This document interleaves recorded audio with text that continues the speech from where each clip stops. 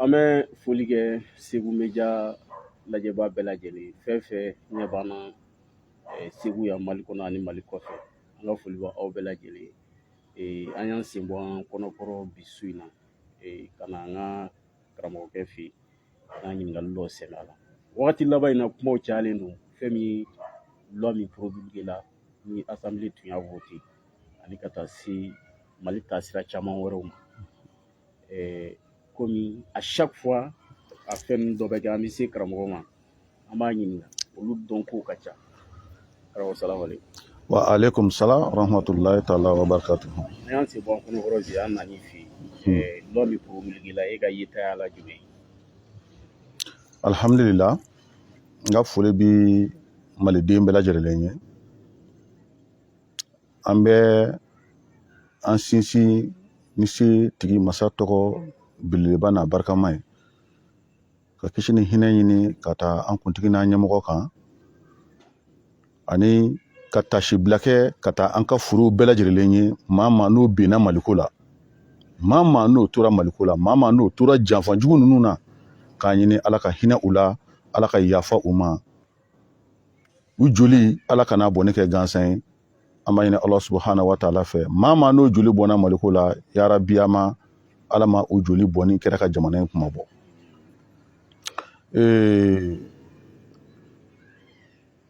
c'est vrai anw ka jamana in bilama hami ko don jɔyɔrɔ ko don mais an mɛnna k'a fɔ ko balilen t'an na min kun bɛ bali ne na ni Asimi tun ma nin kɛ o de tun bɛ bali ne na cogo di karamɔgɔ? parce que ko ti ko dogolen ye o san ni n bɛ to ka kuma dɔ fɔ n ka kuma na ne bɛ to ka fɔ n ko maa si tɛ mɔgɔ dogolen ye Mali kɔnɔ bɛɛ dɔnnen don Asimi dɔnnen don hali ni Asimi y'a makun a dɔnnen don an b'a dɔn Asimi bɔra min yɔrɔ min tali ka d'a ye an b'a dɔn donc n'a y'o yɔrɔ in tali bila ka taa maliyɛnw ani malidenw ka kunkilenna fɛ ani Mali bɔli nɔgɔ la ka to kunkilenna fɛ ni Asimi y'o kɛ o de ye baninako ye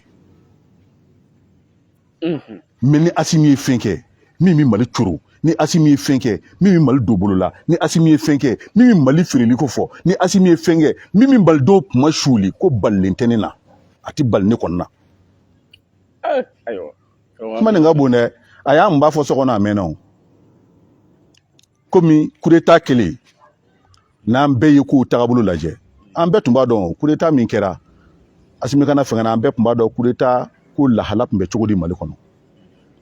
maa caman b'olu kalama Asimi ka coup tɛ coup ye Asimi welela de i bɛ kɛ Asimi wele kana de o pour que ka da ka famille protéger c'est un fait clair et net qui est là Asimi b'a dɔn a nana min kama Bamakɔ Maliyɛnw de fanga bonyana Malidenw de fanga bonyana Malidenw de y'u ka malikanu jira Asimi siran o ye mun kɛ a y'a fa ta ka n'o sigi n'o ye Nbadaw ye o de y'a to Diko y'a fɔ c'est vrai Mamadou Diko a ye kojugu caman kɛ Mali la mais Mamadou Diko y'a ye k'ale binna mun kan a taatɔla kun ye ninnu coron an dalen so kɔnɔ an ɲɛ bɛ nin bɛɛ la Mamadou Diko ko ale de ye Mukutari Wani sigi nka u ye Badaw sigi ka s'ale ma donc c'était pour dire aux Maliens un peu s'il y a un pro-français c'est les Asimi awɔ Mamadou Diko tun bɛ fɛ k'o de fɔ dɛ n'i y'a sɔrɔ Faransi ka mɔgɔ bɛ Mali kɔnɔ ni Faransi ka pion bɛ Mali kɔnɔ a fɔlɔ-fɔlɔ ye Asimi de je vais te dire pourquoi ala adamadenw mɔgɔw bɛ yen o de ne ma kuma bɛɛ a ka ɲi bɛɛ kana ye wuwawo la a ka ɲi mɔgɔ dɔw k'u da ka ko ninnu filɛ ji ɲɛma jɔlen na Nbadaw ye jeni n b'a ta masuruna an kana taa fɔ Musa ka garde rapproché la ka taa Musa ka aide de camp la même être aide de camp de Musa c'est être un partisan de la face mais an k'o bɔ yen an kana dɔrɔn k'a daminɛ IBK ka fanga na an bali bɛɛ bɔra ka IBK min kɛlɛ mais a dɔw politique mɔgɔw tun bɛ politique ko kɛlɛ la jɔyɔrɔ ɲininaw tun bɛ jɔyɔrɔ ko kɛlɛ la mais anw bi kɛlɛ jumɛn na anw ye kɛlɛ de kɛ n ko parce que IBK ye Mali feere Faransi ma an tɛ jɛn n'a ye Segu yan an bɔra kɛnɛ o kɛnɛ kan moi j'ai dit an tɛ Faransi fɛ Faransi ka taa MISUMA ka dégager ONUSN ka taa ka bɔ an ka jamana kɔnɔ parce que olu de ye terrorisme ka parrain anw ka jamana kɔnɔ ni n y'a fɔ bɛɛ bɛ dimi u y'a ɲini Segu y'a la k'u ka micro ka ɲini k'an bali micro la. Et allez, le 14 janvier, ils ont essayé de tout faire pour que ces gars ont humilié. Mais à la démonstration, à la maman, c'est ça. Allez, pour que ces gars placent, il y a un problème. Si yoro. Akara Seguyon, la harakote. Mais monde est ok. Beya eko M5 ni seko ko farala ka bonyo wana ya. 14. Mais monde kunyake. Parce que mo kele mi seko wole fangana. Désobéissance civile là, mo kele mi seko wole tribunal là. O mo kele onde kunyako nyema. Non. Ah ouais?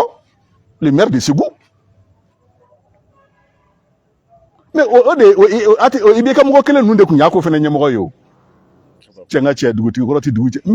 n'a faut que on y ben bela. Bon on bodo politique mo do opportunité do.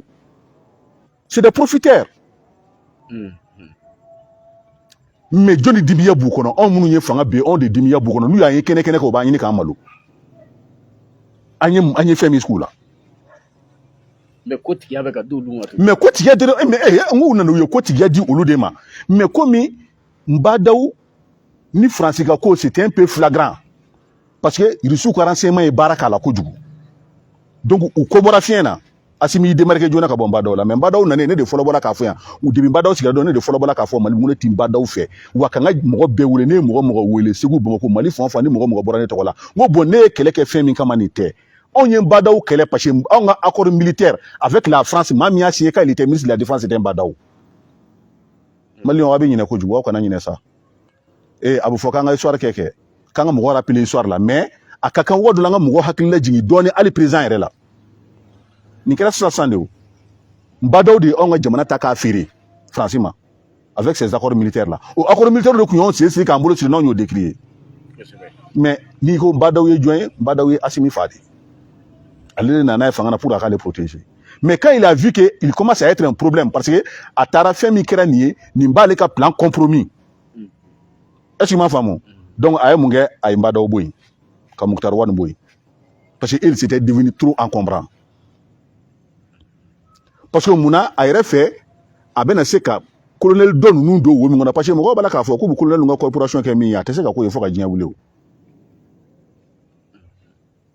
Mais autant qu'à officier ni et reçu qu'à officier de bien, que le Congo, les 5 colonels de l'Oudédo. Assimi est un pire produit de ça. Assimi, ma déléga, ma dafie sur on est en haut. Ou pas d'obéir en témoignage avec un majona. Mais ni Assimi Sabali, a te fait mi fait un bas foyer. Assimi n'a jamais été pro-russe. Assimi est un pire produit de l'OTAN, et de flèche à phobie. Ni Assimi a donné biché à la fin, n'a de la voyage qui est dessus la cabora fo. N'a de la carrière calana, ou de la formation. Francis de Assimi Kala. Francis de a formé. Autant de Assimi formé, Assimi Kaba, ala ya donné autant que Djamano Tama de la Roshi. Ou Assimi autant que Barakeladi. Donc, au date de Kimani, Assimi de Kuy, Malion, Sarouka, mais Baléon. Mais quand on a pma, anya fois qu'il fait mon boy sur on boy ta, il faut rester vigilant. On a donné pour moi pas faire malien. Ouais les jeunes maliens, il faut rester debout. Si wati massé. Parce que ambu dondi. On a les acteurs mouni ibika bi. Et John de Akodola, on asimi de Akodola. Ma korete o, asimi de Akodola, asimi kelen de Akodola. En tout cas, wakati dora agelala ou ni shugel tche. Oui, parce que aya Akodola, mais Akodolo ou là. Maintenant, on a tout beaucoup la rectification de la transition. Voilà pourquoi chaque fois Choguel parle de la rectification de la transition. Donc, quoi rectifier les quand vrai acteur ou mais alors vrai acteur ou nani monde kera parce que Assimi ya ko Choguel balaka puma munu fo patriotisme puma munu ba da jamana jo puma munu ba da jamana ka nyetaka puma munu ba da kono ninde malion hakilla bi atese ka tani Choguel te donc qu'est-ce qu'il faut faire? Il faut tout faire pour que ça Choguel jigi wo kono ka turu da kono. Donc, abena abaka discours patriotique ou ta moko labene do a fait. Choguel mana konyuma nga to beta da président certes, c'est bon. Est-ce que ma femme mais ni Assimi kojugo ka beta da Choguel là. Bima bla loi ko kuma non. Bima on bla ka fo Mali ou ka feleke ka loi patriotique ou ta. Mimbe on ga jamana protéger. On musala nan de nyabi. Parce que Amadou bina chero de tamima nga jamana fere tuni. O shera do tara. O shera do tara. a fɔra Mali bɛɛ kumana Assimi fɛ ko loi min dira k'a kana promulguer mais RFI y'a fɔ anw ɲɛna ko la loi sera promulguée donc RFI b'a kalama k'a sɔrɔ a ma promulguer k'a bɛna promulguer ale ye RFI min gɛn donc RFI gɛnni kun ye ka mana de da maliyɛnw ɲɛna mais e y'o information sɔrɔ cogo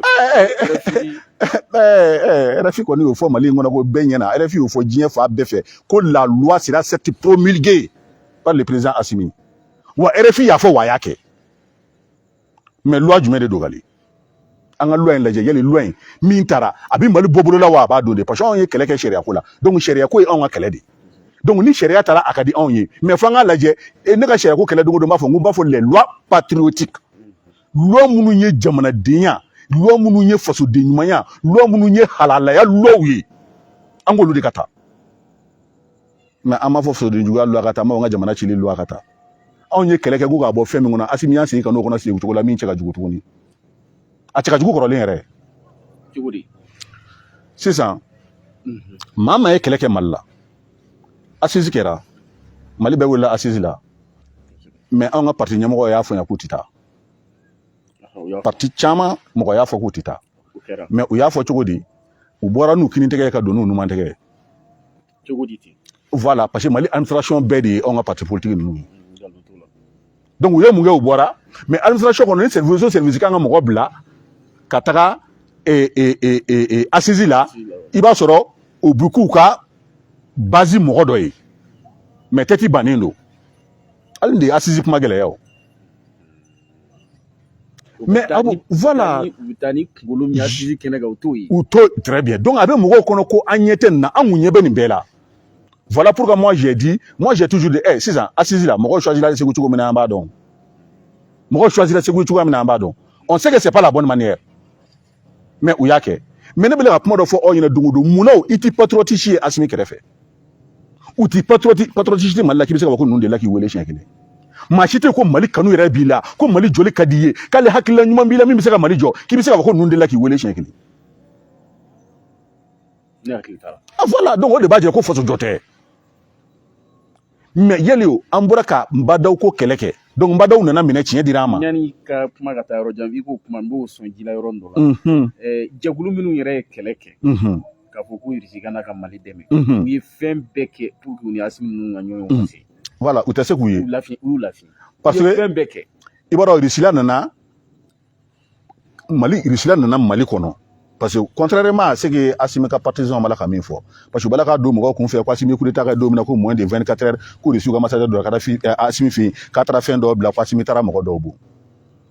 mais il ne sait pas ko olu ko ninnu kɛra cogo di parce que ni Irisiw ka ambassadeur tun mana fɛ yen Assimi bɛ min kɛ a b'a fɔ ko ouais depuis an ye coup d'état k'a ma Irisiw ka maa ye parce que les gens ne savent pas k'a fɔ diplomatie yɛrɛ bɛ marcher cogo di Irisiw fana t'u kun fɛ o donc Irisiw fana bɛna ka dalilu jɔ Assimi kan donc Assimi a vu que a tɛ se ka taa a contre vent c'est à dire qu'Assimi y'a ye k'a fɔ malidenw ni danbɛ fɛn min kan maa tɛ se k'i bila a ɲɛfɛ donc mun kɛra Assimi da kɛrɛfɛ maa ti kuma fɛn fɛn fɔra Assimi patriote Assimi ye nin ye malidenw de da y'a fɔ mais Assimi da ma fɛn fɔ maa si ye u y'a fɔ Assimi da ye kuma kelen min fɔ maa min ye a y'a fɔ yan k'ale ti révolutionnaire ye a y'a fɔ yan k'ale ti Thomas Sankara ye a y'a fɔ k'ale ti fɛn kɛ k'ale Assimi Goïta de ye donc a ma foyi fɔ maa si ye donc kuma o kuma n'a fɔra Assimi m'a fɔ e de y'a fɔ donc o la a ye mun kɛ maliyɛnw de y'a fɔ o la janfa min bɛ a kɔnɔ ka malidenw janfa o de y'a to anw nana loi nin na an y'a fɔ ko maa si kana kɛ président ye Mali kɔnɔ Mali yɛrɛ ɲɛmaaya kana di maa si ma f'i k'i tɛgɛ da kuranɛ na k'i kale he an bɛ fɛn dɔ fɔ kɛ cɛ laïcité an ka jamana ma kɛ république laïque ye parce que laïcité yɛrɛ mun ye laïcité ye diinɛ dɔ de ye a b'a la ka fɛn fɔ dɔnni kalanbɔ a bɛɛ ye nkalon ye la laïcité est une autre religion a t'a tiɲɛ fɔ kun min kama an b'a fɔ a ye bi même les familles sataniques qui y a à Bamako on va leur dire ça aujourd'hui les familles franc-maçonniques qui sont à Bamako jɔnni nana ni laïque ye laïcité jɔnni nana n'a ye c'est après la révolution française révolution française nana cogo di n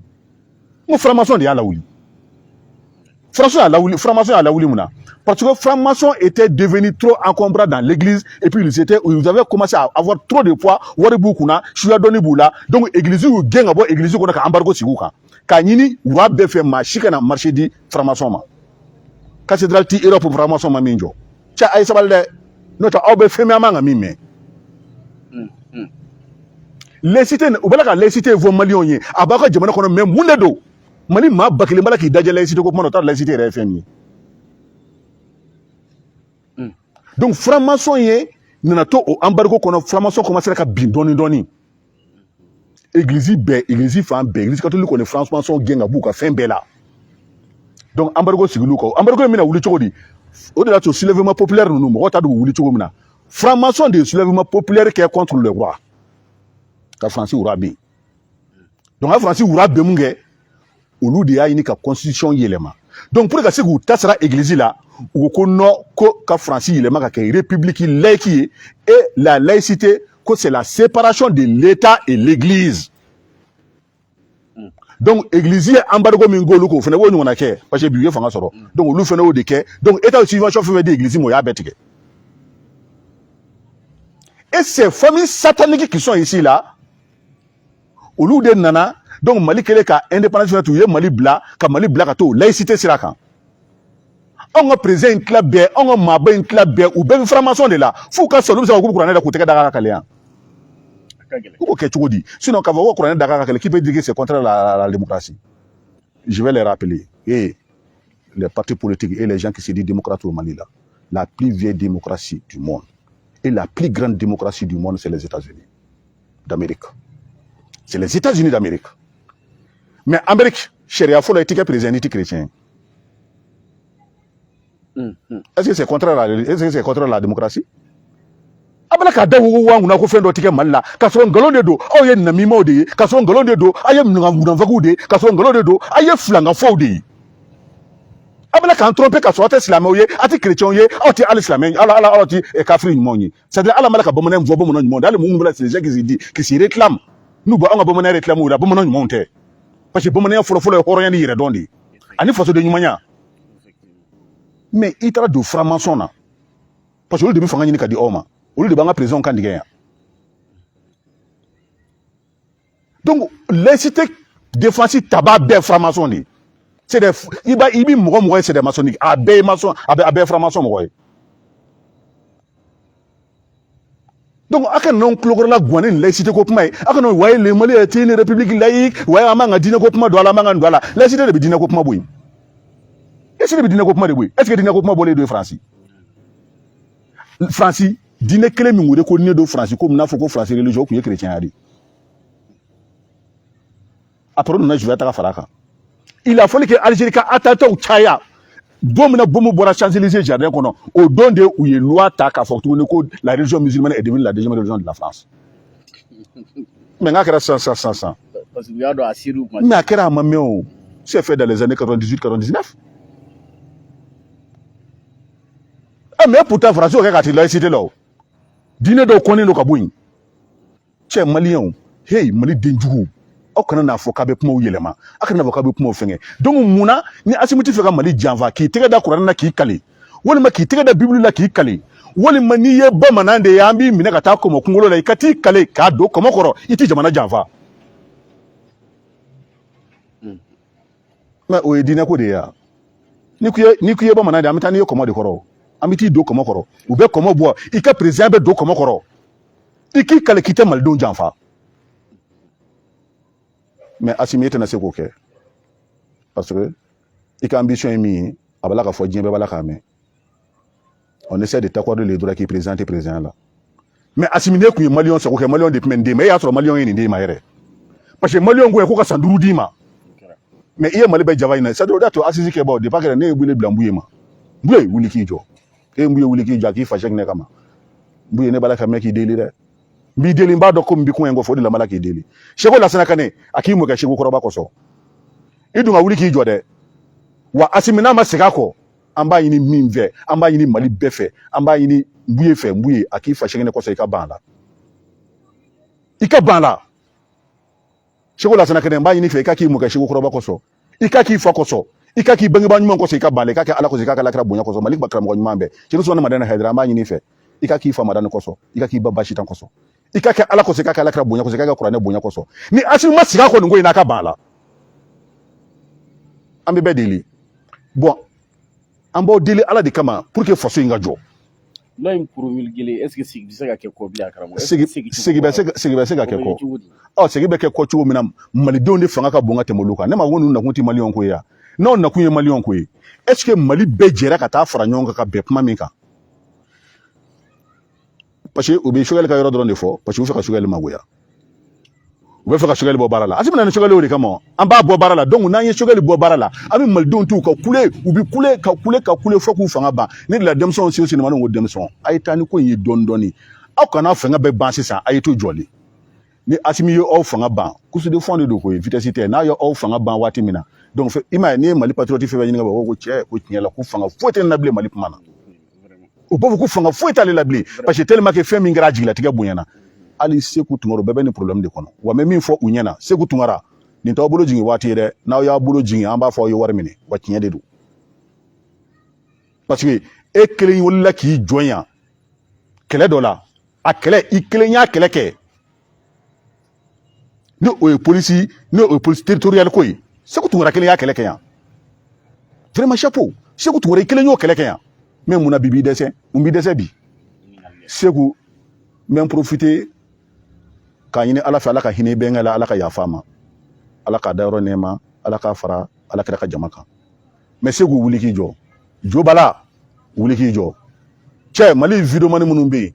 a ye Asimi supporter dabila a ka Mali supporter a ye bɛɛ supporter dabila a ka Mali supporter Mali supporter de bɛ anw bɔ wo kɔnɔ Asimi ninnu mago tɛ anw na Asimi mana anw kama yɛrɛ Asimi nana u yɛrɛkun de kama mɔgɔw bɛ la k'a fɔ ko Asimi ka coup d'état ko non ko Asimi ninnu nana ko ka Musa Jawara de ka coup d'état contrecarré mais mɔgɔw bɛ ɲini ko Asimi yɛrɛ ye jeni Asimi bɔlen de don Musa Jawara la mais c'est de connaître très mal le Mali mana ka kuma minnu fɔ a ye bi c'est à dire a kun ka d'anw y'an ka nin ko ninnu to an kɔnɔ sɔn n tun b'a fɔ n ko n'an bila kuma na walasa a bɛɛ ma fɔ ko ye Asimi dun ka sabali hey o ye sabali ko ye an ta nin tɛ juguya ye dɛ transition anw de bɔra yan k'a soutenir contre tout le monde mais aw ye Mamadou Diko saga di maliyɛn bɛɛ la bi maa ye Mamadou Diko buruja Mali la yan maa wulila k'i jɔ maaw ka Mamadou Diko contrecarré parce que Mamadou Diko n'i y'a anw ma nɛnɛ an t'a nɛnɛ mais an ye fɛn de fɔ a ye a ka sabali ka segin ka na malidenya ma mais maa wulila k'i jɔ a ɲɛfɛ k'a bali aw la a y'a bɛɛ lebu bi ne dun b'a la k'a fɔ a ɲɛna ka bɛ kuma jan ko maa sɛbɛ tɛ dɔgɔyalima fɛ bon yow o bɛ maa sɛbɛw décourager tan de sisan nin kɔrɔ ye ko Mali maa sɛbɛ bɛɛ k'i dabɔ ko in na parce que u b'i malo i sigiyɔrɔ la bon diaspora fɛnɛ min ye an dɛmɛ parce que diaspora an ka diaspora maa caman u kalannen don u ye denw wolo kɔfɛ u kalannen don u bi ko kalama u bi diɲɛ sariyaw kalama u ɲɛlen b'a dɔn diɲɛ fonctionner cogo min na donc u ye mun kɛ u ye diaspora sen bɔ a la parce que olu b'u yɛrɛkun kalama mun na malidenw tɛ diaspora malidenw tɛ jamanaden minnu wulila jamana gɛlɛya kama ko aw politiciens de ye jamana in feere o gɛlɛya de y'a to ninnu ye kurun ta ka taa k'u yɛrɛ ni di mais diaspora yɛrɛ ɲɔgɔnna patriote tɛ yen parce que u ye faso joli de kanu k'u ni di saya ma don min na saya jɔlen don binakun na ka don kurun kɔnɔ ka ba tigɛ ko n bɛ taa fɛn ɲini ka faso jɔ mais a kɛra ko fɛn kun t'a faso kɔnɔ u y'o de fɔ a ye a ko wa ni fɛn tɛ ne faso kɔnɔ ne bɛ taa fɛn ɲini mais k'a sɔrɔ fɛn min b'a faso kɔnɔ zon b'a la k'a suɲɛ anw ka sanu bɛ yan 20% de ye Mali ta ye k'a sɔrɔ bilahi ka den bɛɛ ka den tɛ maliden bɛɛ sanu ɲuman bali ka bɔ sanu ɲuman bɛ hɛrɛ bɛɛ kɛ anw ye mais karamɔgɔ yɛlɛma ma don la parce que a fɔra ko 20% ko les contrats minières la ko a bɛ changer kuma fɔra sisan n'o f'i ɲɛna les dits là anw t'o minɛ bilen o les faits a ti fɔ la n'o de fɔ maliden bɛɛ ɲɛna sisan u ko tɛ o ko tan n ko san 62 de filɛ nin ye anw b'o la Mali san 62 de filɛ nin ye depuis Mali denyɛrɛnin ma a b'o de la fo ka na Mali kɛ cɛkɔrɔba ye k'a si jɛ bi a b'o dɔrɔn ɔhɔ ko non nin bɛna kɛ non u y'a fɔ tan non n'u taara nin papier in yɛrɛ jira non Mali bɛna diya non Mali bɛna kɛ tan an ye san 62 de kɛ nin na a si ti kɛ a ti kɛ o hey k'a bi jɛgɛ kɔnɔ ko n dɔlen dalen na m'ale balo mais n dɔlen dalen na mɛ jɛgɛ minɛ de o a nan t'a balo voilà donc maintenant f'a kana kɛ malidenw kɔnɔ ko ninnu bɛ yen anw kama u tɛ yen anw kama anw de b'u diyagoya k'u kɛ yen an kama donc o de tun y'a to Asimi tun ye sira dɔ ta mais comme il y a maintenant les gens sont au bout du souffle donc a bɛ mun kɛ o de y'a to depuis Iranam ko la ne y'a f'i ɲɛna n ko u ye mun kɛ CNT na i b'a ye ko u kɛlen ka ba dɔw bɔ yen ni Asimi nana ka Sultani Choguel ye mais i b'a dɔn cogo di k'a fɔ ko ninnu bɛɛ ka vision ye kelen ye Mali sariya ta yɔrɔ min o b'o falen bon jɔnni de ye CNT sigi mbado kelen ni CNT sigi aya sigi ni jɔn ye a jɛɲɔgɔn kɔrɔ IBK ka mɔgɔw a kun ye min ka ministre de la défense ye ani minnu jɛra ka Mali sen fila n'a bolo fila siri k'a di France ma ani minnu jɛra k'a fɔ ko Mali ka avion tɛ se ka wuli yan bilen ka taa bɔli kɛ n'i ma France ɲininka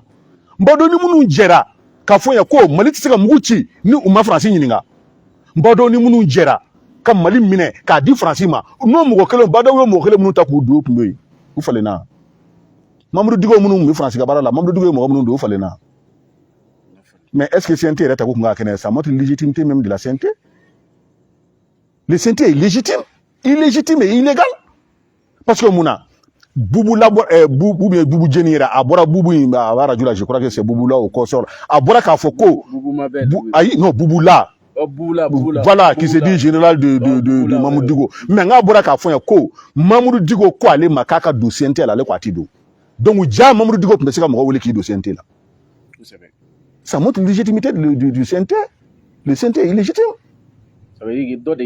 Voilà, donc voilà pourquoi au pendant Mali patriote bekuna. Iti patriote, c'est-à-dire Mali patriote ti sente nkone. Na atenyo. Patriote ten. Adabala bana parce que malo yo kuma fo ko Musa Jara kunga nga CNT la. Musa Jara. Onora Musa Jara teta ko. Onora Musa Jara ba do juru mbala Malila. O ka juru do angono na ka do kasola. Ouais. Non, il te sait que tu es français qui veut tout ça. Anyebe chewla Mali o de bala ka fina Mali patriote jumé Mali jo kuma yɛrɛ bi jonda ke de la ko ye nunu kɛrɛfɛ conseiller la qui de la ka yu kɛrɛfɛ sinon o da do dongo ne a fuyina ngo ces gens là ils ont conseillé par qui on ne le sait pas mais u bala ka fɛn minnu ka fɛn man an ka lithium bola ko lithium 10% Malta di 10% lithium na Amin Sanogo kɛlɛ ko 20% wa lithium o da to ne a fɔ ngo nunu bala ka baara min kɛ ngo kabi Mali jora Mali cili baara ma deli ka kɛ min tɛmɛ a kan ne a fɔ o dongo mɔgɔ caman ko karisa kuma in bonyana dɛ ne ko bɔ a bɛ n'a tɔ y'aw ɲɛna bon i ma o bala k'a fɔ ko Mali jɔli ani Mali sinsinni Amérique ma ɲinɛ dɛ Amérique n'i bi kɛ président i b'i tɛgɛ da Bible kan k'i kale donc Américain tɛ démocratie la Albert de diɲɛ bɛɛ démocratie la France démocratie olu la c'est la plus vieille démocratie du monde diɲɛ bɛɛ démocratie tɛ olu de la wali de démocratie apologique kɛ diɲɛ bɛɛ ye ko an ka don a la mais depuis quand le Mali est devenu plus démocratique que les États-Unis depuis quand? Depuis quand les Maliens connaissent la démocratie plus que les États-Unis? Bon, les Maliens ont mis démocratie aux États-Unis, autant de démocratie. Odi on a Horondien, nanga Bomanandien, Odi on a Malien, nanga Farafindien démocratie. Oh, ah non, Luma Sanga do cadre kono. Sinon, no de biti kale jula, on va appliquer no de fola ni besi dugutigala, ni besi jamanatigala. Ibiti chiendi. Mais on go luba no ma. Ah donc lubu mungono. Donc est-ce que kunga boma ni faso jolodo est-ce que kunga jubama ni jamana de nyimondo est-ce que kunga boma asimi c'est-à-dire onye itanu anye di mena ka pmen fo ngo kana fula do otanu bogo da kono ni de ba jira ko horonte je le dis à haute voix nous bi se ka minke o ka kesa Mali kono e Mali de tisira saye yo Mali de be salendo horonge i faso bochilendu la i dambe bochilendu la i ka soro bochilendu la i ka horonge bochilendu la Horonge bi mibli uko ni isara to isara se ku tungora kana sira iko ko ni sulasi nuyi mile ku ti malo shogale mi mi nyini ife I noti ko ina bo gouvernement ina bon parce que asimba ndole so anyefe ka démissionner shogale ka démissionner shogale be rom na bi na démissionner no chama sago ide o chama munu sago ide kabi kunu sago kundo o ibega baltalla mais ngoni makele ndum bejere ka ibega defanya est ce que ibega balgata jen tarane on de tarane domina beba fo ko ibeka ko antala wallahi ali bi anga bunyo bi mugo ko lubi bana domina mugo munu joka fo ibeka tali Mali ko na ma tala ne bala ibeka bi be Mali ko ni ma bla la contre bi Mali ko ne be nyene ne ba mugo la mais ne ti parti là d'association na ani Mali maya ni Mali ni mugo be ta o be to bala parti mugo ni association ti ko don la ko lota ma ni bi wolo do bi ba ko CV parce que olu yanga makorobo beke malangolo nyi CV tugu dron ni ma nyene ma CV tugu du ye kala ndege to bubulu akili bubulu donc olu ma nyene ma chie jamana ko mi saka jamana joni CV tugu te donc obu do ni tuinde ko fe pour ko kana patriote shi wele ma no fem de ba ko no pour ga don na fo kana haga do ga yila ma juma de ko e kala Mali ibo ko to ka me haga do ga dila parce que to bu de o ka alai Abana a faula, abana a boula, abana a bemakaola, aye bejanfa. Mais ça veut dire quoi ça? Bon, million du kele ko on a kanyere de. Depuis Assimi, depuis ne ka puma folo nya fiena. Bo fanga puma no nya fiena, mais Assimi farafin de dugulu horon de folo. Mo farafika yere ma horonya. Farafika bunya. Ala bina di sigi farafin ma. Mo mais Assimi ni sona asabu du ni shogel la. Mais il dira Java bo Java kere yoro ma shiba de bo kofe. Mais ala ti Java anti fe roshi. Ou jole shogel Java ka be on yebala mais non. Ni au dongo ne bora ka shogel Diaby parce que moi je voulais pas que shogel ka Assimi ka puma lata. Mais je sais que c'est un homme fidèle. Shogel. Ambadon Shogel ni mama jela il a été trop Shogel ka fidélité de ato Shogel mo sara. Parce que Shogel black a puma do da ko na ka fo par exemple ni ya le malika cimenterie kota. Ani ka wuru dugre parce que il était ministre du commerce et de l'industrie. Parce que par fidélité Shogel les fin do défend a manga défend. Ado ka wuru dugre ka chila bolo. Manya fo mo ko ka fo Shogel ay fait mi ngene ni manga ke. Malé jamana de mi chantier la mo manga ko malé cimenterie. Oh même mu malika fierté bi. Na fo ko cimenterie bi jongo ka fierté. Assimi sabali on ga fembe be se ko on ga la patriotique wuta ima atla ka pama mini ko nuna sinon sona ka boli election go ni ba arranger sinon sona ka boli ka ta election go la ay on ga minu bo badaw kon nya fo ko l'ordre du Mali va briller pour le Mali. Bon, l'ordre du Mali va prier pour le Mali France. Na bi briller e bia su do na dala o na bi briller on ya ante ketando na be briller on yo de ka don ka te me fembe ka mais mo na o de fo mo ina sai ma te ka fendo de me ka tla ka contrôler ni ya so malika or bi briller on yi o de ka di on yi fembe mais or table de jama ere bora bo o te minga bu ni be lithium bi jamana ça dire fo mo longa lithium importance de lithium bi jamana saba de bolo du wolo sans faire mi dominer ko bi ala ka dugukolo ban sans faire be jamana saba de bolo kara mo ne a fe ngo ala here mi nga mali amake magay ki do ala ka so bi makka mo me ala here mi nga mal dugukolo amake magay ne a fo yafo waso ni ko nu madame ni yafo lithium be jamana saba de ko na folo Amérique no États-Unis les États-Unis d'Amérique abil lithium bo ka fere jene mata bo ka fere wala États-Unis ka mini kon ta fere ka société o to a flana e Russie la e Russie la fana tat na fere parce que ayre ka izinu mo go bala bo surtout diere be contexte min kono bi Asabana est Mali. Donc, lithium marché mondial est Mali. Donc, tous les autres grandes puissances vont se déchirer au Mali pour le lithium non fait. Ça, c'est clair. Parce que bien de Mogoba, il était habillé à l'Inateo. Donc, il y a certains mots d'abord qui ont préparé 20% à Maltais. Depuis qu'on est à fond, Maltais, on est certains qui ont fait miamna. Et lithium n'a 20%. Au fora, avec Kalonani. Ou bien que le Durubobi, c'est un peu moins de Afro. Mais 80% est répété à Mikram. Donc, on va dire pays du même. Au dato nous, mon Shogel est à fond, à Congo Sanou, 20% est remis Maltais, 4 Malais, Kassila, avec Kedo de Kunabon, au Kaboudo. Ah bon? Avec Kedo de Kuna. Donc, maintenant, on ne donner quoi il fait. Est-ce qu'il y a un gouvernement, ni fait l'eau, balaka ticket, Jamana, n'y a pas de fait, qui va cochonner. Non, Shogel. Ici, c'est Romina. Ni Sayadou, il est Tabi. Il est fait Mickey, il est frappé à Boboulou, il donc il doit démissionner. Il ne honneur qu'à ça. Il doit démissionner. Non, il doit démissionner. Moi, je dis, Imam Fa, à Wakabe, c'est à faire que tu me joignes, à Kabe, c'est à faire que tu me traites Riaka. Mais à Massa, est traité à Barake. Et même Malibé Banala, le Mamoun Babouya Banana, fait que Mabouya, tout là, mais Mambe Banala. Mais pourquoi? Parce que. Aïe, Mama Bouya, Bouya Malde, ne fit Kumuloto, donc Asimika Doka Kumuloto, Mouta Kumula. Cheval de Torin Kadama. Mais wallahi depuis ko mi ke mama bene crève so non ami dugo ke ya rabbi ala ka mali bobulu la fembe asimi kono ala kana nyaabulu awo ala kana nyaabulu ala ka mul donc ngulo fusa ya tay dungo do mba fo so kono mba fo nga dugo la benyina mba fo mboro ke nyogo benyina wallahi hamidu fulani nga mo ma hamidu kuma nga bodanta na bona yakene mabi mo me bi na hasimi yesoni la hakura. Mais anya funyena wa parce que amene don ala atike ka puma mungama amba don autant ka mogodi do asim bana autant na mogonyena bo akngara be kono ko le coup est parti atika retourner parce que elle n'a retourné autant mena janfa donc mais Asimi bɛna baara min kɛ Maliyɛn na o bɛna bonya fɛn bɛɛ parce que autant tɛ fɛn k'a la France mago bɛ min na a bɛn'o de kɛ. Justement donc a ye Maliyɛnw bila Maliyɛnw y'u ka effort bɛɛ di fɛn dɔw ma minnu tun t'a kun bɔ RFI dɛ France 24 dɛ nin dɛ sɔnni ka RFI gɛn sɔnni ka France 24 gɛn n'i ye sariyaw ta jamana kɔnɔ a ma ban n'anw ka hɛrɛ kɛla an dɛ a ma ban anw bɛ RFI ɲɔgɔnna segin ni mansin m'a lama a bɛ taa n'a yɛrɛ est-ce que i m'a faamu mais mun na anw ka jeunes bi yan u bala ka yɛlɛ journalistes bi yan mais mun de b'a to u tala ka se ka baara kɛ i ko n'o France télé i ko n'o France 24 bɛ yen fɛnkɛ bɛ yen télévision so belebeleba LCO ni fɛnw télévision so belebeleba caman de bɛ France mais mun na u tala ka se ka kɛ yan se nin di France ye ka tɛmɛ anw kan a b'anw ka denmisɛnw de jɛ wari la k'a ta ka taa di France ma u b'a tɔw don da la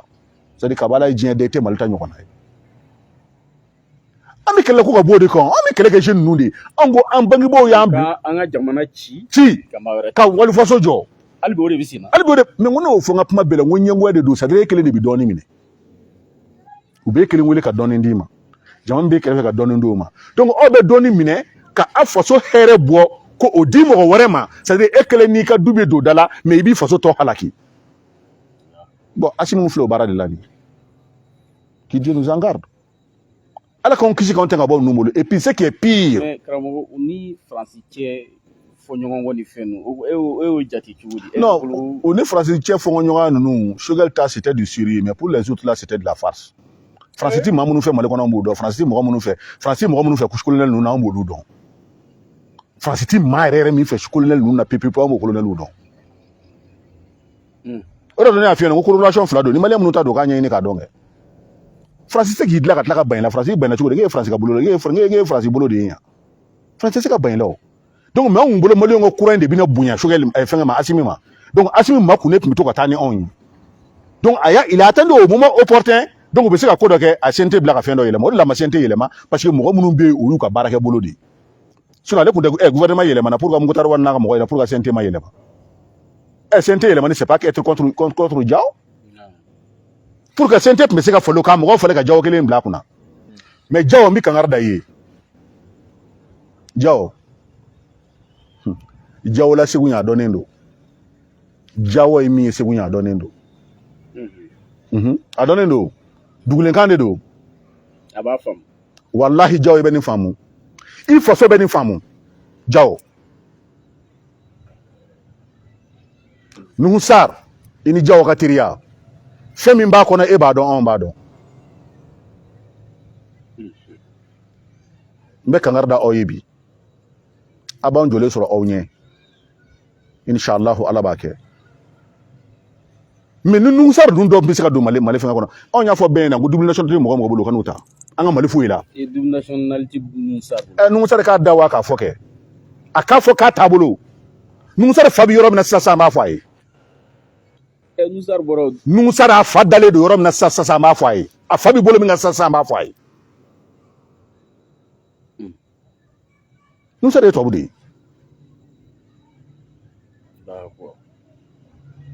effectivement Nuhu Sarr fa bɛ bolo min kan bi Nuhu Sarr b'a dɔn mankan in avec le problème CNT problème na dɔw kun ko ko France ka cidenw don a to ta yɛrɛ bɔla renouveau la ko ni maa min ye France ka ciden ye ko Maliyɛnw b'o dɔn k'olu ka so jɔlen tɛ France bolo u ka so jɔlen tɛ France mais a ɲininka ko k'ale k'a fa sigilen don min a fa banana a dalen don min bi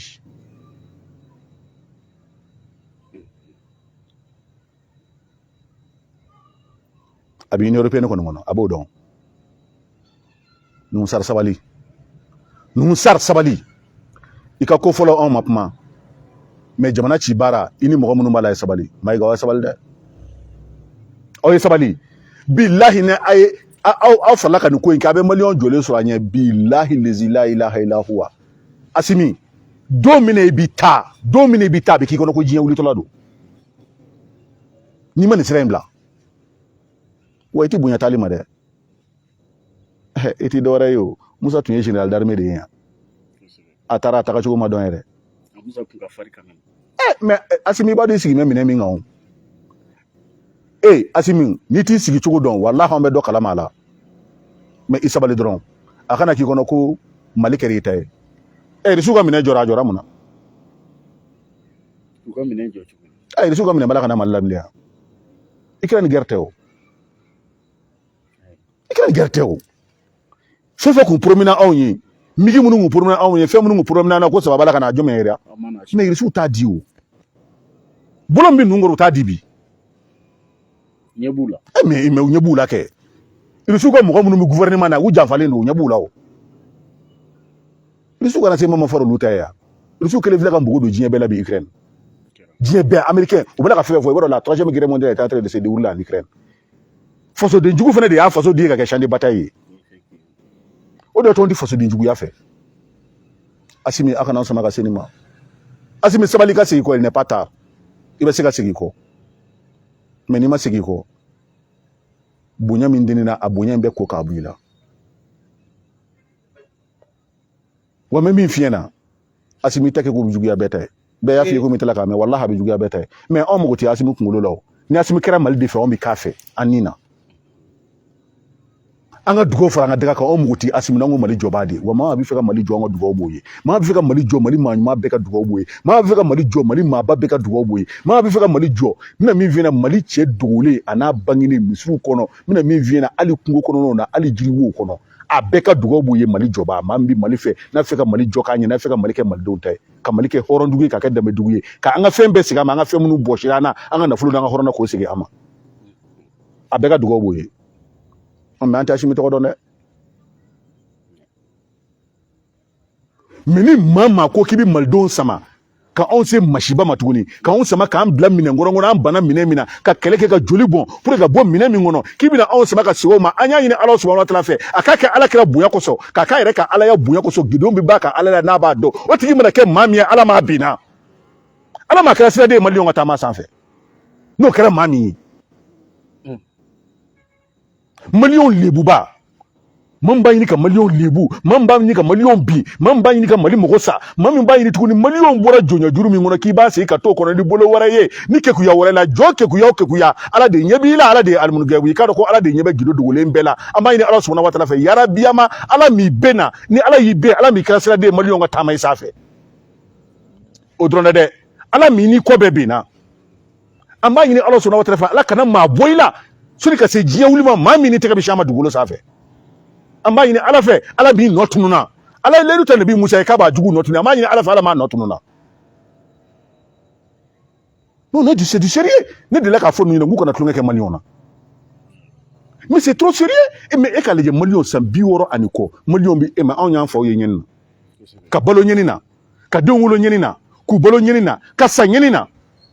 olu denw kana wuli olu fana k'u denw wolo ɲɛni na u y'u denw wolo o denw fana bɛ ka den wolo ɲɛni na alors que fɛn bɛɛ bɛ Mali la mais anw bɛ bɔ tɔɔrɔ de kɔnɔ ka taa masiba kɔnɔ mais e yɛrɛ ma ye c'est à dire i b'a fɔ fɛnw b'a la ka y'anw ka tɔɔrɔ de juguya mais qu'est-ce que ça veut dire ces histoires là ni fɛnw yɛrɛ b'a la ka ye hali ka boli ka sariyaw ta an k'u ma a ye sariyaw ta min b'an ka dugukolo protéger ka sariyaw ta min b'an ka mini protéger ka sariyaw ta minnu b'an ka fanga protéger mais e ye sariya de ta min b'an ka fanga labila donc k'i tɛgɛ da kuranɛ kan o bɔra a la sariya bɛ kɔlɔsi ni mun ye Mali karamɔgɔ minnu bɛ yen karamɔgɔ ɲɛnamaw ko tɛ dɛ Cheikh Yakubu Dugure an bɛ i fo k'i tanu k'i barikada Cheikh Yakubu Dugure Ala ka si jan d'an ma Ala m'a ɲɛ minɛ i la cɛkɔrɔba in ka kumaw kɔsɔn Cheikh Yakubu Dugure hɔrɔn de don a bɛ ka kuma fɔ bi fasoden ɲumanya de don walahi ni cɛkɔrɔba bɛ Mali fɛ a b'a bɔ n'aw fɛ maa minnu bɛ to a kɔ a bɛ fɛ k'o sigi jamana hɛrɛma kɔnɔ an ka Mali kɔnɔ bi i bɛ pourcentage ko in kuma mɛn mɔgɔ min da ka na ale de don sariya ko la sariyatigi de don a kalannen don an b'a dɔn donc o de la an bɛ dugawu kɛ a ye wa min fɛ Mali karamɔgɔ bɛɛ ka tugu o sira in na Mali karamɔgɔ bɛɛ k'o ladege min bɛ se min na bɛɛ ka bɔ kɛ i ta kɛ mais walahi n'a ma kɛ a kana kɛ karamɔgɔ kɔnɔ abada ko n'i y'i jɔ malidenw tɔɲɔni ɲɛ ko n'i y'i jɔ malidenw mago sali ɲɛ bilahi ko Ala b'i dɛmɛ hali n'i ka jama cayara ka tɛmɛ n bɛna min fɛnɛ fɛngɛ ka walahi malidenw bɛ taama i sanfɛ Ala b'a kɛ parce que Ala b'i fanga ban Ala b'i se ban Ala b'i ka bonya ban Ala b'a kɛ mais malidenw sɛgɛnna an tɔɔrɔ la an ɲɛnina an lebura i ye kɛlɛkɛminɛnw san bɛɛ ye tɛgɛrɛ fɔ mais maliyɛnw tɛ min kalama hali ni ye fagaliw ni fɛnw bala ka kɛ bi parce que fɛn dɔ de jɔra Mali kɔnɔ a jɔ kelen mɔgɔ si t'a kun dɔn wa a y'a fɔ a ka président ka yɛlɛma vraiment les gens se demandent la Russie est là avec l'armée malienne nin sera ka kɛ cogo di fo ka taa se mɔgɔ voilà u bɛna na f'i ye ko non ko foyi tɛ Mali ni Russie cɛ a donna ta a bɔra ta wa foyi tɛ se ka ye Mali ni Russie la Russie est déjà engagée mais Russie bɛ se k'a yɛrɛ protéger et ralentir les choses sinon minɛnw bɛna da anw ma foyi tɛ Russie bali minɛnw dili la anw ma mais pourquoi traîner les pieds? Parce que fɛn dɔ de bɛ ka kɛ jamana in kɔnɔ min man ɲi an tɛla ka taa sira ɲuman kan. Donc Asimi aw tun man ka diaspora bila kɔfɛ aw tun man ka kuranɛ kale in bɔ a la c'est à dire anw bɛ dɔw dɔrɔn ma et puis i tun man ka ɲini ka Choguel malangolonya parce que a kɛra o de ye o c'est à dire ka ɲini ka Choguel tɔgɔ cɛ i m'a ye depuis kuma jan ne y'a fɛ ɲɛna ko e m'a ye kuma bɛɛ ni fɛngɛw tun kɛra ni concours tun kɛra u bɛ fraude dɔ organiser k'o fiti kɛ donc bɛɛ bɛ kule fiti kɛra sur les champs Asimi bɛ Choguel wele c'est Sénat. Mais ala bɛ Choguel kisi a bɛ se ka bɔ aw wo kɔnɔ tɛ b'a waati min na k'a fɔ donc a sera fo ka Choguel yɛrɛ woloden tɔgɔ don ko dɔw la bon maintenant o kɛra min kɛ Asimi olu wele sans Sénat mais e b'a fɔ ko nin loi in tɛ se ka yɛlɛma mais n k'o dilen ko Asimi olu yɛlɛma ni fɛn min ka d'u ye o bɛ se ka kɛ mais n'u bɛ fɛn min kɛ u faw ye n'o ye Faransi ye o tɛ se ka kɛ donc Asimi an b'i wele an y'i ye an b'i dɔn i nana ni badaw ye i fa ye a ma ɲɛ i y'a ta ka taa bila kɛrɛfɛ kule ta tɛ ko ye a y'a ta ka taa bila kɛrɛfɛ de n badaw ka mun tununa a b'a ka hɛrɛ n'a ka damu na a ye wari suɲɛ depuis Maliko daminɛ na a bɛɛ b'a bolo a dɔrɔmɛ ma bɔ sa la. Et puis il est ancien président. Non mais n ka fɛn bɛɛ accordelen don a ye donc au contraire yɛrɛ bonya min tun t'a fa kan a y'a fa wele ka n'o bonya de d'a ma. Est-ce que Malien yɛrɛ jigila misɛnya Maliko la nin ka jugu jigila misɛnya ko ye Mali patriote bɛɛ fanga banna donc n bɛ wele da n ka alimami bɛɛ ye ka wele da Mali silamɛ ɲuman bɛɛ ye ka wele da Mali chrétien ɲuman bɛɛ ye ka wele da Mali laadatigiw bɛɛ ye ka wele da Mali hɔrɔnden bɛɛ ye jamana kɔnɔ ni jamana kɔ kan ka wele bila farafinden bɛɛ ye hɔrɔnden bɛɛ ye bɛɛ ka wuli k'i jɔ aw k'aw bolo don Mali fɛ Bamakokaw n bɛ min fɔ aw ye hey Bamakokaw aw ye sabali Mali tɛ da Bamakɔ aw bɛ plan fɛn fɛn la an ɲɛ bɛ nin bɛɛ la mais fananti Maliyɛnw segu kɔ bananti Maliyɛnw segu kɔ n'i ye maa sɛbɛw nɛnɛ an bɛ tila k'i sɔrɔ siga t'a la an tɛ pressé yɛrɛ hali n'i ye anw fa an su t'i to yen mais maa sɛbɛ bɛɛ salen de don n ko diɲɛ o de maa yɛrɛ tɛ kɛ maa sɛbɛ n'i ma sa o maa sɛbɛ bɛɛ su de don bamananw ko ten mɔgɔ i bɛ se cɛ dɔ la ta ka ben na mais a ka duguma sɛrɛkɛli o tɛ kun i la donc Asimi i jo i y'a ta k'a ben i y'a kan tigɛ a kɔnɔ fara muru b'i bolo ka n'a bila n'i ye kɔnɔ in fara ye du fɛ bɛ bɔ a kɔnɔ donc i ka mɔgɔw ka kuma mɛn i ye cɛ min minɛ i nana ka cɛ min bɔ yen ka n'i sigi a nɔ na n'o ye Ibrahim Boubacar Keita ye Ibrahim Boubacar Keita kun t'a dɔn k'a bɛ ben a ko k'ale ye barikatigi de ye a ko k'a y'a ba da a y'a fa da a ko a y'a kɛ tan a y'a kɛ tan mais i b'a dɔn fɛn min bɛ se barika la dugukolo sanfɛ fɛn kelen de bɛ se barika la o de ye tɔɲɔli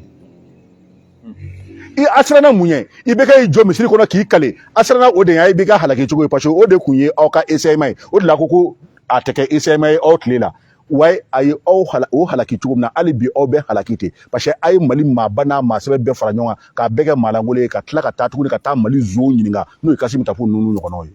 le plus grand voleur du Mali a fɔlen tɛ nin ye de Kassim Tapo bɛ se ka ko ye nkalon ye wa Kassim Tapo est le plus grand voleur du Mali. Les hommes indignes, des indignes fils du Mali, comme Kassim Tapo. Aw bɛ se ka t'o ɲininka k'o da don an ka Maliko la k'o pusaya ka tɛmɛ Mali hɔrɔnden bɛɛ kan k'o pusaya ka tɛmɛ Bouillon kan k'o sama ka pusaya Mali maa miliyɔn 22 kan mɔgɔ minnu banna ka taa k'o maa 200 ta k'o pusaya ka tɛmɛ Mali maa miliyɔn 22 kan olu ye prestige bɔ min Kassim Tapo bɛ se ka k'ale tɛ zon ye wa Kassim Tapo bɛ se k'o fɔ an ye bi ale bɛ Bachili wele ka taa jɔ caméra kɔfɛ don min na ka wari di a ɲɔgɔnnaw ma k'a bɛɛ filmer ka tila ka banni kɛ tuguni ko n'ale ma ka nin miliyari hakɛ in ta anw ka wari la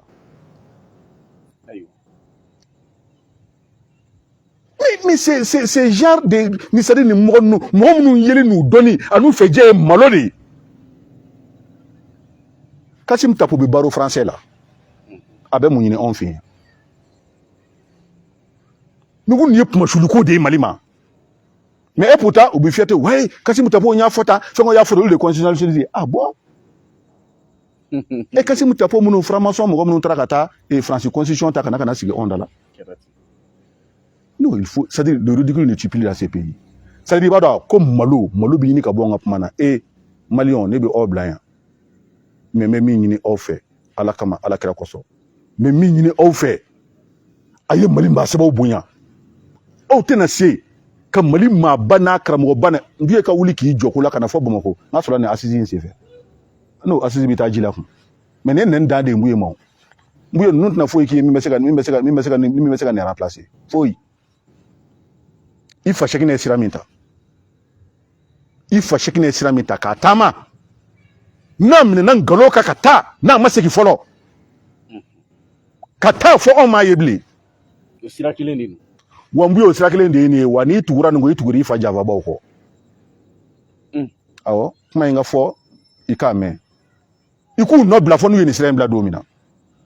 Assimi ka segin ka na malidenw protégeli ma Assimi ka segin ka n'u ka taa CNT kɔnɔ sisan ou bien u ka CNT ci ka bɔ yen ka Mali maa ɲɛnamaw ta ka don a la soit ne ale Assimi de tɛ CNT a bɛ s'u la donc a k'a f'u ye anw ka jamana ni sariya u ka segin a kan fɛn bɛɛ bɔra l'u k'a don a la u ka kalenni don a la kalen ne ko est-ce que ni e tɛ zon ye i tɛ zon ye i bɛ siran kalenni ɲɛ mun na dɛ donc anw bɛ siran k'o fɔ olu ɲɛna Assimi e yɛrɛ ye zon de ye Assimi aujourd'hui est le plus grand voleur du Mali fo n'a seginna a kɔ parce que n'i tɛ zon ye i tɛ siran ni sariya ɲɛ e tɛ se ka nin promulguer donc Mali suyɛnni ko de b'aw kɔnɔ an bɛ se ka siran k'o fɔ aw ɲɛna aw ye jɔn ye aw dan ye fagali de ye sa n'i ye mɔgɔ minɛ yɔrɔ minɛni juguman ye min ye o ye ka essayer bila k'i torturer a fa ni juguman ye torture de ye o mais i tɛ torture da maliyɛn kan min tɛ maliyɛn kan ou i tɛ torture da mumuni kan ko min t'a kan so tɔgɔ k'u b'i malo o tɛ dɔwɛrɛ k'i la o bɛ nin de k'i la mais mɔgɔw bɛ yen n'i y'olu faga olu su ɲama t'i to yen an y'o caman ye Mali la yan Modibo ɲama bɛ cɛ caman kɔ bi dɛ Modibo tɛ dɛ maa dɔw fagara olu ɲama bɛ cɛ caman kɔ bi dɛ maa dɔw fagara olu su wulila ka kojugu kɛ wa farafinna a bɛ ten bɛɛ n'ale taara jeni ka saya la n ko dɔ de y'i jɔ c'est à dire yala la maa ti maa min jate lemuruba feerela yala la n'a ka wotoroni o de y'i jɔ ka essence bɔ a yɛrɛ kan k'a jeni ma o de ye nin denkɛ ba in kɛ Tunisie cɛ o bɛ yen u bɛ se ka minɛ ko ye a man gɛlɛn garde corps t'anw kɔ foyi t'anw kɔ anw ka garde corps ye Alahu ye wa an jigi sɛmɛyɔrɔ ye Alahu ye wallahi anw jigi sɛmɛyɔrɔ ye Alahu ye mais an b'a faso fɛ Ala y'o diyagoya an kan an bɛnbakɛw ye an bila yan don o don b'a fɔ aw ye anw bɛnbaw ye an bila yan wa anw bala k'an denw wolo yan an mɔdenw bɛ wolo yan an tulomasama b'u wolo anw bɔkɔlɔ an fana b'u bila yan mais anw bɛnbakɛw ma min bila yan an bɛ se k'o bila an bɛ se ka guerre civile labɛn ka bila an bɔnnaw ɲɛ cogo di bon guerre civile de bɛna ta diɲɛ jamana bɛɛ kɔnɔ i ye guerre civile ye jamana kɔnɔ Afiriki yan a jamana ninnu ka dɔgɔ ne ma ɲi yala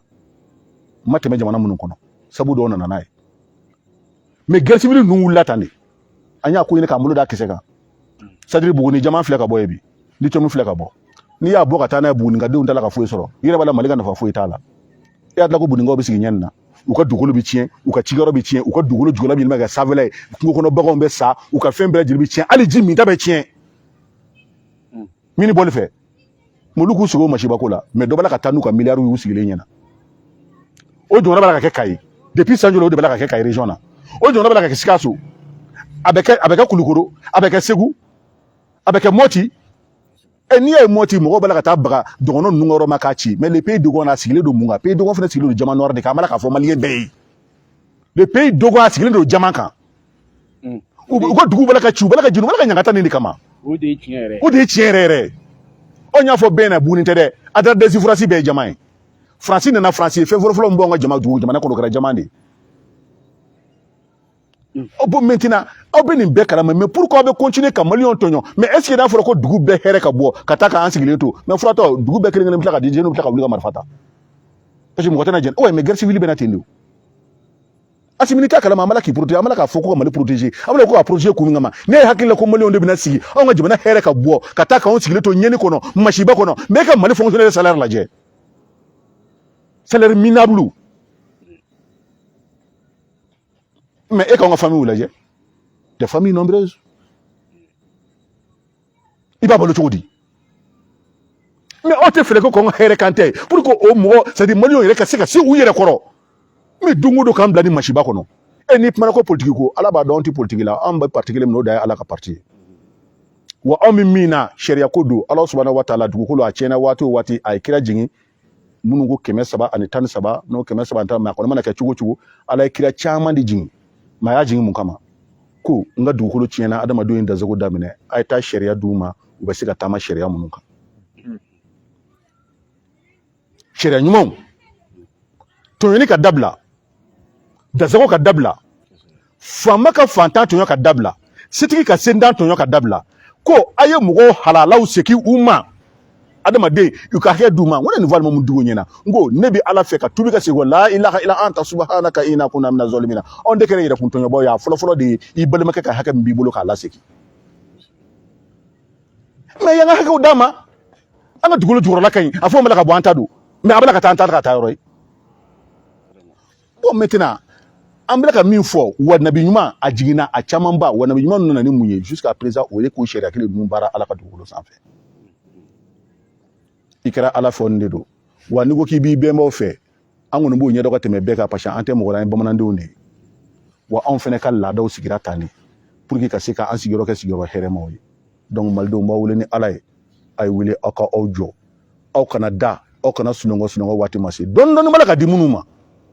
hey a y'a dɔn dɔɔni dɔɔni tɛ foyi ɲɛ aw ye fɛn min bɛɛ ye aw ta ye u b'ala k'aw bolola sɔn o de la téléphone ni ninnu di foyi ye iPhone 13 ni iPhone 13 ye mun ye n ko jamana dɔ de b'ala ka iPhone 13 société dɔ de b'ala ka iPhone 13 dilan o ye ɲɔgɔnna dɔ de ta ye mais yɛrɛ b'ala ka bali iPhone 13 dilanli la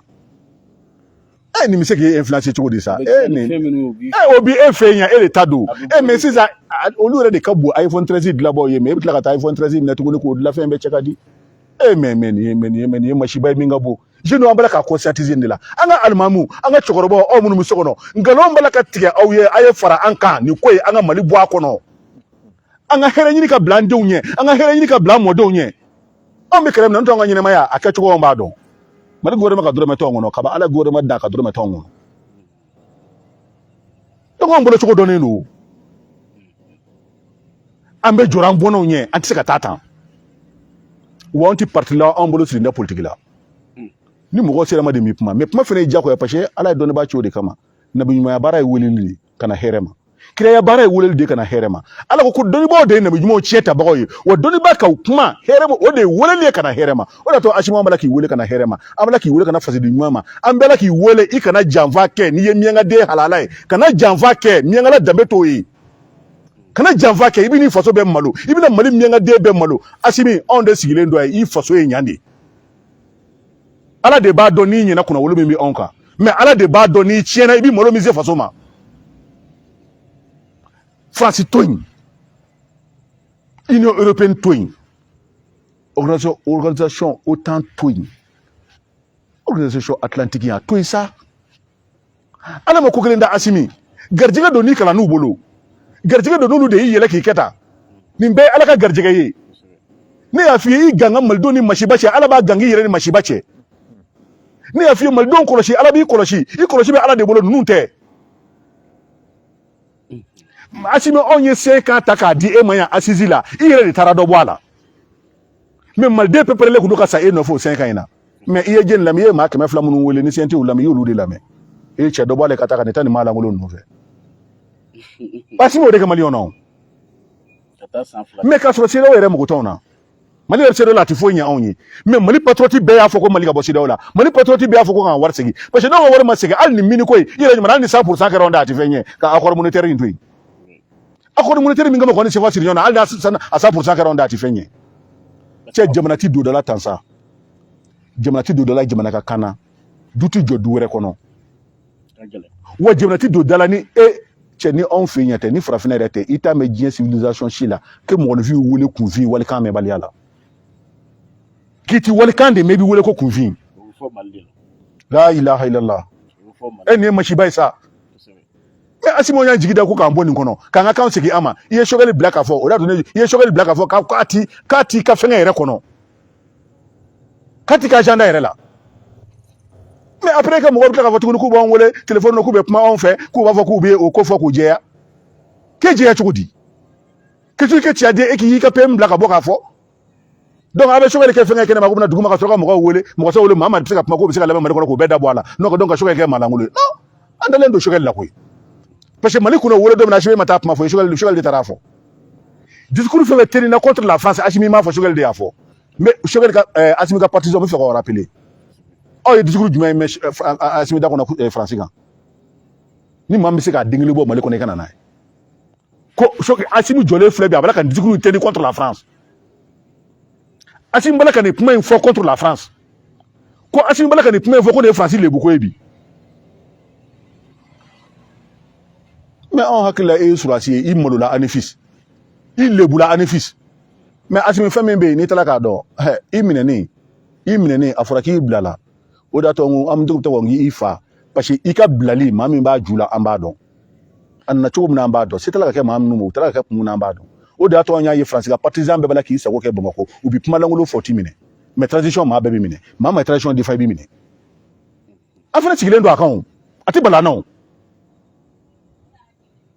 Mɔgɔ bɛ ka kɛlɛ kɛ transition ka taa maa ma bɛ ka kɛlɛ kɛ k'i bɛ transition in defa i bɛ minɛ ou bien i bɛ interdit ka don Mali la yan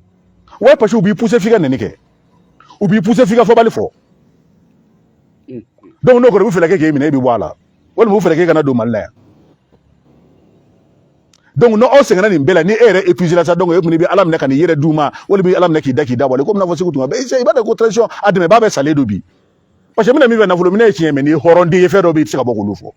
donc o de y'a to bala k'u a tɛ se ka tɛmɛ a kɛrɛfɛ koyi parce que ko in an t'a bila bilahi an t'a bila n'an ma nin mɛn kumabaliya kuma ka fisa kumabaliya ye koyi parce que mina min n'anw kumana k'o mɛn o de ka ɲi parce que n'an ma kuma o kɔrɔ ye k'an bɛ min na k'o cɛ ka jugu walahi dugu mɛ n'an ye kule bɔ an ka jamana faama na n'an m'a mɛn faamaw ka faama bɛ kule b'o la a tɛ cɛ o faamaw ka faama bɛ kule bɔ a la Ala k'an tulomagɛ joona k'an bɔ masakɛ jugu u n'u ka janfa jugu bolo wa Ala b'a kɛ bilahi donc a ka mɛn o de cɛ ka ɲi Assimi an ka laɲini tɛ nin ye bi ka f'i ye dɛ an ka laɲini de tun y'i ka ɲɛ min bɛ bala na anw bɛ fɛ i kun b'anw surprendre don o don i ka bala na don o don i ka cuanga don o don k'a jira k'e bɛ se ka fɛn kɛ Mali la ma deli ka fɛn min ɲɔgɔnna kɛ mais Assimi ma fɛn kɛ dɛ fɛn bɛɛ kɛra Choguel de y'a bɛɛ k'a ka premier ministère kɔnɔ wa i ye mɔgɔw su ka bila la k'a buruja k'a jira diɲɛ na ka fɛn bɛɛ d'a kan o de la ne bolo k'a fɔ ko Maliyɛnw il faut rester vigilant an k'a ka sariya ɲumanw ta donc a bɛ taa sariya cɛjuguw ta nin ye loi patriotique ye i bɛna jamana kɔnɔ fu min ka di i b'o kɛ fu kaleni t'a la garantie foyi tɛ jamanadenw bolo k'i tɛna an suɲɛ i bɛ sigi an ka service kunna fu garantie foyi t'an bolo k'i tɛna an suɲɛ k'i tɛna an yuruguyurugu k'i tɛna an jɔ an ka hakɛw ka tura fɛn min an bolo e ma ye kɔsɛbɛ na hali France ka maa minnu famana kuma ma a bɛɛ bolila ka bɔ sisan parce que u sago kɛra o hali France ka partisan minnu ye san fila kɛ n'u tilala ka kuma u bɛɛ b'a la ka kuma sisan parce que u sago sɔrɔla parce que u y'a ye sisan vraiment machine min bilala sira kan la machine commence à prendre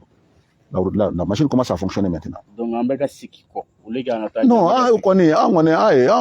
ka sigi kɔ yɛrɛ ɲɛ tɛ se ka fɔ bilen an bɛ Ala de deli sisan Ala k'an kisi mais ka malidenw fana wele ni wulikajɔ ye Ben le cerveau a tununa Bɛni Bɛni mun de kɛra i la ou bien est-ce que i ye mun f'i ye Ben tunu kuma Bɛni i tununa dɛ Bɛni i ko i ye jara ye hɔrɔnya tɛ kɛ tan dɛ jarakɛ Mali man ka ci da de le ka to e min ko saga fisa malo ye an ɲɛ bɔla Bamakɔ ye o a t'i bɔ ni saga fisa malo ye hɔrɔnden kan ka saya ta dɛ Ben a tununa a kuma fɔ ka di ka dala ka di o Segu Tunkara caman tunu Jo Bala hey Mali cɛ dumanw yɛrɛ wolo debu mɔgɔw an taara k'aw ye bɔli la bilen wa ni nin tɛmɛna bɔli ko banna mɔgɔ tɛ bɔ bilen a ye bɔli ko si tɛ kɛ Mali kɔnɔ min bɛ tɛmɛ nin kan o bi de an kan ka bɔ tuguni Assimi kan jɔlen y'a ɲɛfɛ k'a dɔn ko ja Malidenw tɛ sunɔgɔ dɛ a dɛmɛbaa France k'a dɔn ko ja Malidenw tɛ sunɔgɔ dɛ panafricain bɛɛ k'a dɔn ko ja ko Malidenw tɛ sunɔgɔ la fɛn min ka jugu fɛn bɛɛ o de bɛna Mali sɔrɔ o jumɛn Ala ka so o so k'a f'i ma ko so o so ka tila ka na f'i ma ko sonsan ka fisa ye farafinna bɛɛ ye danaya da Mali kan bi ka tugu an na mais Assimi kelen bɛ nin fori ka bɔ bɛɛ kɔrɔ mais anw b'a dɔn Choguel b'a ka cɛya kan a bɛ sa kan cɛkɔrɔba de don Assimi sira min talen filɛ fɛ a dabila yɔrɔ bɛɛ b'a la ka Cheikh Modibo Jara ni fɛnkɛ ta f'i ɲɛna Sanogo ta f'i ye ayi o tɛ se leçon ma o Sanogo était un officier de renseignement Sanogo fɛnɛ autant fɛnɛ ka mɔgɔ de ye il a été formé par les Américains mais a ma bali ninnu k'a fa o mais Sanogo ma fa dɛ a bɔra bi général tɛ yan a taara k'a sara ta a ka prestige jumɛn minɛ na o de y'a to Assimi tɛ siran exemple tɛ Sanogo ye o parce que minnu ye Sanogo minɛ olu ye Sanogo jɛɲɔgɔnw de ye mais Asimu minnu bɛ minɛ olu t'i jɛɲɔgɔn ye olu t'i jɛɲɔgɔn ye n'i ma sabali i jɛɲɔgɔn tɛ i jɛɲɔgɔn dɛ wa Ala b'a kɛ sabu maa min bɛ se a bɛɛ la o ye Ala de ye wa an t'a fɔ bara kɔnɔ Asimu maa ka tɛgɛ da i den tulo kɔrɔ a ko ŋɛɲɛ tɛ n'i ye defa kelen k'a da den tulo kɔrɔ a bɛ fɛ den ka ɲɛ de k'i ka nin bɛɛ min tulo la bi i ma sigi sigiyɔrɔ de la i kan ka min kɛ i m'o kɛ ni min ka kan i m'o kɛ i ma ɲɛmaa baara kɛ farafindenw a ye to an ka wuli an ka jɔ karamɔgɔ komi nin wagati laban in na an ɲɛ b'a la mankan cayara depuis dɔ in promulgué la an ye kumada caman ye an ye débat ni fɛn caman bɛ ka fɔ a la est-ce que a tɛna segin kɔ est-ce que a promulgué o tɛ tila ka segin kɔ ou bien ça c'est impossible c'est pas impossible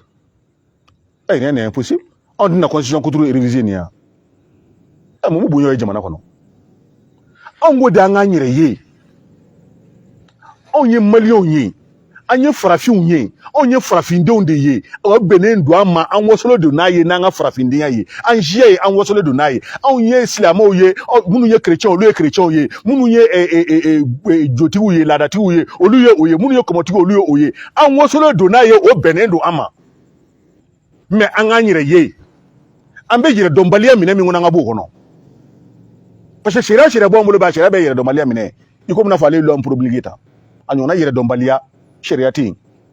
a ɲɔgɔnna fili yɛrɛma sariya tɛ yen a ɲɔgɔn fasoden juguya sariya tɛ yen Asimi man ka kɛ wa i man ka min kɛ n'i y'o kɛ Mali kɔnɔ bi i man ka min mɛn i b'o mɛn an tɛ pan Asimi yan'a ka se Asimi yɛrɛ ma comment CNT nin passé Malikura ko n'o de fɔ ɲɛna Malikura de jɔra parce que lorsqu'on parle de Malikura on parle de la refondation de l'État. Quand tu parles de la refondation, refonder l'État. Donc, regarde, il y a ré, mais où il y a fait monde de fond, fonder. Alors, qui parle du fonder, parle du fond. Donc, refonder. Donc, fait que c'est qu'à sigi koka, que jamana sigi croyé. On n'y comme sigi croyé, avec sigi monde kan. Charia. Ni bi so ci ka a jɔ kura ye ngi bɛ sigi fondation de kan ka fondation ɲuman k'a la i ye so min jɔ k'a kɛ toli ye a dɔw la fondation yɛrɛ t'a la walima a dɔw la i ye biriki damadɔ de sigi ɲɔgɔn kan dɔrɔn biriki banamini damadɔ sigi ɲɔgɔn kan dɔrɔn ka so jɔ sanfɛ mais bi bɛ fɛ ka so in jɔ a kɛ 3-4 étages ye a ye so in bi ci k'a refonder de donc fondation kura de bɛ se so in na min bi donc ka dingɛ sen en profondeur ka poto ɲɛnɛmaw don a la ka fɛn ɲɛnɛmaw don a la minnu b'a minɛ wa jamana bɛ jɔ ni sariya ɲɛnɛmaw de ye donc min bɛ yen o de bɛ bɔ yen ka jamana sigi ni sariya ɲɛnɛmaw sariya min b'a jira k'a fɔ ko anw ye maliyɛnw ye an ta y'an ka jamana ye parce que i b'a dɔn anw m'o problème ye anw problème b'o tigiya de nɔfɛ c'est à dire sariya k'a fɔ fɔlɔ anw de ye maliyɛnw ye wa anw de ta ye an ka jamana ye maa ta tɛ donc o kɔfɛ ni maa min bɛ don an ka jamana kɔnɔ ni n'an bɛ jɛ an bɛ jɛ nin de kan ni mɔgɔ b'an ka dugu jukɔrɔ la a sariya nin de ye ni i mɔgɔ b'an ka dugukolo la ka a singa ka baara k'a la bɔn a sariya nin de ye n'i ye dunan ye n'i bɛ fɛ k'an ka dugukolo de san a ye bɔ sanni ni accordé dunan ye mais ni sɛnɛ cogoya tɛ accordé ye est-ce que i m'a faamu anw ko sariya ɲɛnɛma de ta ka anw kɔlɔsi donc ka malidenw kɔlɔsi ka maliden ni kɛ sanu ye ka maliden ni bonya sanu ye maga tɛ se ka k'a la ne fama fɛn mana na o b'anw fa ka taga parce que n b'a dɔn ko nin de ko faso ko nin de ko importance di maliden nin na n ko de b'a la k'a bila ka nin kɛ mais i ka maliden ni tanga i komi n'a fɔ kurukanfuga la an y'a sigi ka malidenw ni tanga cogo min na ka farafinden ni tanga cogo min na donc anw ni ka tanga ka sariyaw ta minnu b'an ni tanga i kumana ni kurukanfuga n yɛrɛ tun na da maga o tuma sariya minnu tun bɛ kurukanfuga la ni jamana tun bɛ ka marché n'a ye o sariyaw olu tɛ se ka baara kɛ sisan wa ala de y'a kɛ n'i ko k'o tɛ se ka marché sisan je t'ai parlé de la plus vieille démocratie du monde u ka jamana article fɔlɔ o de ye kurukanfuga article fɔlɔ ye américains sigila kurukanfuga de ka pour u ka jamana sigi américains sigila kurukanfuga de ka pour u ka jamana sigi n terikɛ n ko da n ko banyɛrɛ o y'a to n'u ka sariya ta min b'a jira ko anw de ye malidenw ye an ta ye ɲɛ banyɛrɛla de ka jugu diɲɛ fɛn bɛɛ ye mais sisan c'est à dire maa wɛrɛw de bɛ anw ka jamana sariya o de c'est à dire i b'a dɔn ko problème ye min ye an b'a fɔ k'u ka sabali fɛn min na anw b'a la ka fɛn min fɔ n'u b'a la ka fɛn min kɛ i b'a dɔn fɛn yɛrɛ bɛ taa wolo min na wolo dangadenya de la parce que mais maa k'i bɛnbaw nɛni k'i bɔkolow nɛni o ye dangadenya de ye bon n'i y'o kɛ i ti kɛ foyi ye bilen bon anw bɛla ka don ko maliyɛnw ka nin de dabila nin de kana kɛ an kana an bɔkolo nɛni mais i b'a dɔn a mɔgɔ ye kurukanfuga de tɔ mais depuis sɔnni furukanfuga ma se anw ka duguw bɛɛ sigira tan n ko kurukanfuga kɛra ka sɔrɔ wagadu tɛmɛna n ko wagadu fana organisation de tun b'a kɔnɔ fanga sigicogo de tun b'a kɔnɔ du sigicogo tun b'a kɔnɔ adamadenya hakɛw bonyalen don mais waati min jama yɛrɛkɛla an y'a ye ko mɔgɔw bilala kelen kelen kurukanfuga tila ka kɛ ka tila ka na ko fara ɲɔgɔn kan tuguni ka adamadenw tanga ka kungo tanga ka dabaw tanga ka maanifinya hakɛ bɛɛ lajɛlen tanga ka dugukolo ka hakɛ tanga ka jiriw ka hakɛ tanga n bɛna min fɛ hali kungo kɔnɔ bin k'a ka hakɛ tanga ka kungo kɔnɔ baganw ka hakɛ d'u ma k'an ka kɔw ka hakɛ di ka bajiw ka hakɛ di ka dugukolo yɛrɛ ka hakɛ di n'i bi ci tigɛ n'i bi ci hali foro sɛnɛ i bi jiri jumɛn tigɛ i man ka min tigɛ mais n ko diɲɛ kɛmɛ kan ko sariyaw de ta k'u kɛ modèle kuraw ye bi la protection de la nature an ko nin bɛɛ kɛ a ka ca san joli ye bi anw ye nin kɛ depuis France ma sigi mais mun ye olu bɔn o la maliyɛn bɛ kuma in fɔ an ɲɛgɛn a bɛ hakɛ to dɛ an ka maakɔrɔbaw ka hakɛ to mais mun bɛ aw ban nin ko in na dangadenya ka ban i bɔkolow la ka ban i bɛnbaw la ka ban i faw la ka ban i baw la fo cogo jumɛn b'o la ni dangadenya tɛ bon ni kɛra ten don i dɛmɛ cogo ye mun ye asima mala ka kana sama ka taa ni minɛn de kɔnɔ parce que c'est insultant merci karamɔgɔ kuma datugu kuma na i bɛ se ka mun fɔ maliyɛnw ye ani kuma datugu kuma na min fɔ maliyɛn y'a wuli ka jɔ il faut encore sortir ayi bɔ ayi cɔ an ka bɔ an ka jɔ u ɲɛ ka bɔ cogo di ka bɔ encore des manifestations ka bɔ ka manifestation belebelebaw organiser tuguni n na min fiyɛ na place de l'indépendance la ka Mali bɛɛ wele ka taa an ka jɔ u ɲɛ o bɛ se ka kɛ solution ye a bɛ se ka kɛ a bɛ se ka kɛ solution ye parce que n'o kɛra u b'a dɔn k'an tɛ sunɔgɔ la a bɛ kɛ Mali cibɔ b'a dɔn k'an tɛ sunɔgɔ la est ce que kuma t'a ɲɛ ou bien bon ni kuma b'a ɲɛ kuma kɛra Asimi fɛ k'a kana kɛ pour que a y'a kɛ ni kuma b'a ɲɛ Mali bɛɛ welela hɛrɛ la ka na bɛɛ sigi hɛrɛ la Bamakɔ o ko k'a kɛ tan mais pour que ale y'a kuma ta ka taa tuguni ko ninnu ka tila k'a discuter bon parce que o de y'an kamana gan c'est à dire jamana bɛnna fɛn min kan an tila a bɛ taa dɔrɔn u b'a voter mais pour que u tila ka segin ka bila donc u tila ka bɔ ko non ko n'a kun ka di gouvernement ye wa gouvernement tun bɛ se ka bɔ kano dɔw bɛ yen gouvernement tun bɛ se ka bɔ olu fɛ donc ko in a kun tɛ kɛ tan ko mais a man di gouvernement yɛrɛ ye ils ont montré leur mauvaise volonté i ye politique ma ka namimaya ya mais sɔrɔ k'a fɔ ko cadeau ka gouvernement ka cadeau ma ban dɛ a ka cadeau banna dɛ a yɛlɛma kun e fɛ ni kuma yɛlɛma don o kuma musa nin bɛɛ ya ne donna maa ta ni kuma don mais d'accord gouvernement ka cadeau bɛ utiliser ma yɛlɛma ne fana kun tɛ ma diyagoya ye o donc c'est une manière encore toujours c'est-à-dire de ridiculiser le gouvernement ayiwa n bɛna min fɔ an ɲɛna sisan n'i ye colonel ka to la ka général da la minɛ ka kuma dɔw fɔ a ma e b'a dɔn ko sabu de b'o kɛ o sabu b'o la cogo dɔ ja o sabu ja o ye cogo dɔn ja o ye cogo dɔn sinon ni Sénégal bɔ Mali la a bɛ bonya walahi a ta ko bɛ juguya diɲɛ fɛn bɛɛ taa cogo ye wa segukaw désolidariser don ka bɔ i la